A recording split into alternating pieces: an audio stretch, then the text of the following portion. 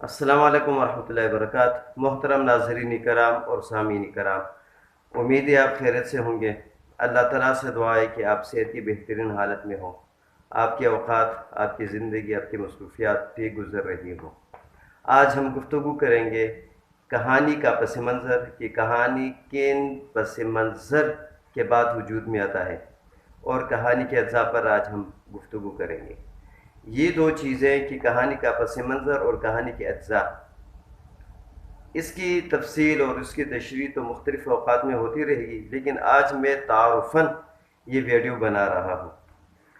कहानी का पस मंज़र, जब भी इंसान के ज़हन में कहानी लिखने का शौक़ आता है तो उसके पीछे चंद अवामिल होते हैं, अनासिर होते हैं, चंद पस मंज़र होते हैं। किसी भी हकीकी वाक़े को इंसान अपनी आंखों से देखता है तो उसके अंदर लिखने का एक तड़प पैदा होता है, कहानी की शक्ल दार लेता है। किसी भी अफसरदा कर देने वाले सानहे को जब इंसान देखता है और उस पर जो फौरी रद्द अमल का इजहार करता है तो इंसान और लिखारी के ज़हन में यही आता है कि मैं भी एक तहरीर लिखूँ। कोई भी आप किताब कहानी के पढ़ लेते हैं, नावल पढ़ लेते हैं, अफसाना पढ़ लेते हैं, मुसन्निफ़ ने जो कुछ कहा है उसके अलावा जो आपकी राय बनती है, जो आपकी तजवीज़ बनती है, जो आपका एक रद्द-ए-अमल होता है, जो आपका एक नया ज़ाविया होता है, उसी राय, ज़ाविये, तजवीज़ को पेश करने की ख्वाहिश जब इंसान के अंदर होती है, लिखारी के अंदर होती है, तो कहानी की शक्ल धार लेता है, कहानी की शक्ल बनती जाती है। फिर इस तरह किसी भी तारीख़ी वाक़े को, तारीख़ी हक़ाइक़ को जब इंसान पढ़ता है तो लिखारी के दिल में यही आता है कि मैं इस पर एक कहानी लिख दूँ। यही चंद पस मंज़र जिसकी बुनियाद पर कहानी लिखी जाती है और कहानी लिखने का सबब बन जाता है, मैंने आप लोगों के सामने ये पेश की। यानी किसी भी हकीकी वाक़े को देखकर इंसान के अंदर जो जज्बा आता है, एहसास आता है, जो तड़प, इस तरह किसी भी अफसरदा सानहे की ख़बर पर जो रद्द-ए-अमल होता है, उसके बाद जो लिखने की ख्वाहिश होती है, ये कहानी का पस मंज़र होता है। किसी भी तारीख़ी वाक़े को आप पढ़ते हैं और आप उसे पेश करने के लिए कहानी का सहारा लेते हैं तो इसका पस मंज़र होता है। किसी भी कहानी, नावल को आप पढ़ने के बाद जो आपकी अपनी राय होती है उसे पेश करने की ख्वाहिश, ये भी कहानी लिखने का एक ज़रिया, एक वजूद और एक पस मंज़र होता है। ये तो कहानी के पस मंज़र हो गए। अभी हम गुफ्तगू करते हैं कहानी के अज्जा पर। कहानी के बुनियादी तौर पर 5 अज्जा है। इन 5 अज़ला में से सबसे पहले किरदार होता है, उसके बाद सेटिंग, उसके बाद फिर प्लाट, फिर तनाज़ा और फिर उसका हल। ये 5 अज्जा है जिसकी वजूद पर, जिसकी बुनियाद पर कहानी वजूद में आती है। और जब आप कहानी लिखते हैं तो आपने इन 5 अज्जा को मद्देनज़र रखना है, आपने इन 5 अज्जा को इस्तेमाल करना है। इन 5 अज्जा को इस्तेमाल करने के बाद आपकी कहानी वजूद में आ जाएगी, आपकी कहानी बन सकेगी। इसमें प्लाट, इसमें सबसे पहले नंबर पर किरदार क्या है। लिखारी जब कहानी किरदार को सामने लाता है, किरदार पर बहस करता है, तो किरदार में तारुफ होता है, उसका हुलिया बयान करता है, उसका मिजाज के बारे में बयान करता है और उसके नफ्सियात के बारे में बताता है। मतलब ये कि आप कोई भी कहानी लिखते हैं कि एक था बादशाह। जब बादशाह लिखते हैं तो आपने बादशाह का तारुफ शुरू किया, फिर जब उसका हुलिया बताते हैं तो वो आप लिखते हैं, फिर उसके नफ्सियात कि वो बहुत ज़्यादा रहमदिल था, फिर उसका मिजाज कि वो हर बात पर बिगड़ जाता था, वज़ीरों की बात पर इत्मीनान करता था। तो ये एक किरदार हो गया है। किरदार क्या होता है? किरदार नेकी और बदी को पेश करने वाले होते हैं। हीरो और हीरोइन होते हैं। हीरो और हीरोइन जो है ये एक नेकी और बदी का किरदार पेश करते हैं। इसी तरह किरदारों में मौत भी होती है। कोई वो हीरो मर जाता है, कोई हीरोइन मर जाता है, कोई विलन मर जाता है, कहीं हादसा हो जाता है।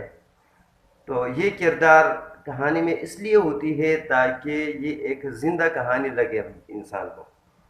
कहानी किरदार के बाद फिर सेटिंग की बारी रहती है। सेटिंग वो माहौल होता है जिसमें किरदार अपना किरदार अदा करता है। मतलब ये कि बादशाह है तो उसका दरबार होता है। तो दरबार क्या है? सेटिंग है। दरबार का नक्शा जो आप पेश करते हैं वो सेटिंग है। बादशाह शिकार करने के लिए जंगल जाता है, फिर आप जंगल के बारे में जो कुछ लिखते हैं वो उसकी सेटिंग है, उसका माहौल है। تو کردار پر بھی بات ہو گئی ہے کہ کردار جو ہے نا کیا ہوتا ہے اور سیٹنگ کیا ہوتی ہے. کردار سیٹنگ کے بعد پھر پلاٹ ہوتا ہے. پلاٹ کہانی میں ایک اہم حیثیت رکھتا ہے. پلاٹ کے اندر ایک خاکہ ہوتا ہے. خاکے کا آغاز ہوتا ہے اور درمیان ہوتا ہے اور اختتام ہوتا ہے. کہانی کے اندر اصل چیز ہی خاکہ ہے. کہانی کے اندر اصل چیز ہی پلاٹ ہوتا ہے. آغاز، درمیان اور اختتام، اس میں آپ وہ ساری چیزیں لکھتے ہیں جس کی بنیاد پر آپ اپنی کہانی کو دلچسپ بناتے ہیں، جس کے وجہ سے آپ اپنی کہانی کو پر اثر بامانی بناتے ہیں. کہانی کے اندر پلاٹ اور پلاٹ پھر خاکہ، انہی کی بنیاد پر آپ کی تحریر میں جان پیدا ہوتی ہے. مثلا پلاٹ کا یہ ہوتا ہے کہ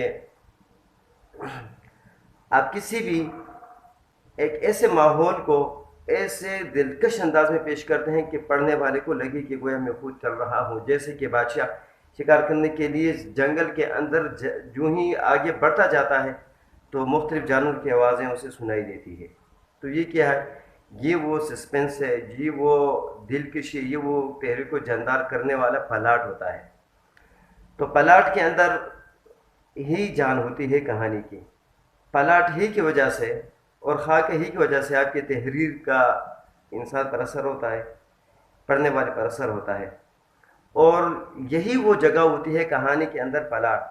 جو ہم ڈرامے دیکھتے ہیں کہ یہ قسط نمبر 1، قسط نمبر 2، قسط نمبر 3، 1، 2، 3، پہلے نمبر قسط کا آخر میں جو صورتحال ہوتی ہے دیکھنے والوں کی، اس کے ذہن میں یہ ہوتا ہے کہ یار ایک کاش یہ قسط تو کم سے کم اس کردار کے اختتام تک جاری رہتی. مطلب یہ کہ پہلی قسط کا اختتام وہ ایسے انداز میں کرتے ہیں کہ دیکھنے والے، سننے والے کو تڑپ ہوتی ہے کہ مزید دیکھنے کی اور سننے کی. پلاٹ یہی چیز ہوتی ہے. پلاٹ کے اندر ہی بے شمار وہ مراحل ہوتے ہیں جس کی وجہ سے کردار، جس کی وجہ سے ماحول تبدیل ہوتا رہتا ہے، جس کی وجہ سے پڑھنے والا مزید اس میں انہماک کا مظاہرہ کرتا ہے. پلاٹ ہی کہانی کی بنیاد ہوتی ہے. اس پر انشاءاللہ میں ایک الگ سی ویڈیو بھی بناؤں گا کہ پلاٹ کیا ہے، کردار کیا ہے، سیٹنگ الگ سے. آج تو میں صرف کہانی کے اجزاء بتا رہا ہوں. اسی طرح پھر ہر کہانی کے اندر پلاٹ کے بعد تنازع ہوتا ہے. تنازع وہ چیز ہوتی ہے کہ جس کی وجہ سے آپ اپنی کہانی کا وجود دکھاتے ہیں. تنازع، مسئلہ، مشکل، یہ اسے حل کرنے کے لیے پوری ایک کہانی ہوتی ہے. آپ ایک کہانی کو لکھ رہے ہوتے ہیں، ایک کہانی چل رہی ہوتی ہے. مطلب یہ ہے کہ تنازع بھی ہے کہ بادشاہ جب جنگل جاتا ہے تو اسے وہ اپنے وزیروں سے اور اپنے جو ہے نا گھڑ سواروں سے وہ گم ہو جاتا ہے. تو ایک تنازع ہو گئی، ایک مسئلہ ہو گیا، ایک مشکل پیش آئی. اسے حل کرنے کے لیے پھر آپ جو ہے نا اپنی کہانی کو آگے بڑھاتے ہیں. تو تنازع بھی چوتھے نمبر پر ایک جز ہے کہانی کا. 5ویں نمبر پر اس کا حل ہے. اس تنازع کا جب اپنی کہانی میں حل نکال لیتے ہیں تو قاری ایک ایسے اختتام تک پہنچ جاتا ہے کہ گویا وہ خود کہانی کا ایک اہم کردار رہا ہو، ایک اہم کردار رہ چکا ہو، خود کہانی کے اندر ڈوب چکا ہو، اور خود کہانی ختم ہونے کے بعد وہ اپنے آپ کو ریلیکس محسوس کر کے شروع کرے کہ میں ایک اس مشکل سے اور متنازع ماحول سے میں نکل گیا ہوں. تو یہ کہانی کا پس منظر بھی تھا اور اس کے اجزاء بھی تھے. پہلی دفعہ سننے میں یہ آپ لوگوں کو مشکل لگے گی، لیکن آپ اس کو بار بار سنیں گے تو بھی آپ کی سمجھ میں آ جائے گی انشاءاللہ. اس کے علاوہ ہم اور ویڈیوز بھی بنائیں گے ہر چیز پر الگ الگ سے.